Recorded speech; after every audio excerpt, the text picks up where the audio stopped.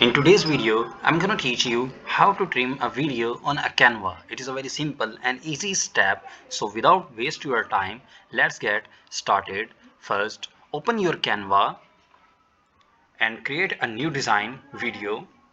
Select any video. So I choose this one, drag and drop.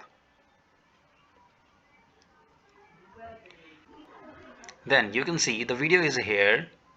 After that, you see the scissor option. Click this.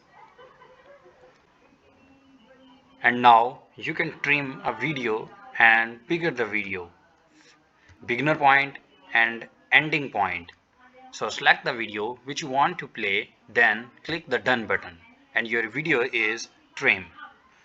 So I hope you understand and enjoy the video. This is a very simple and easy method to trim a video on a Canva.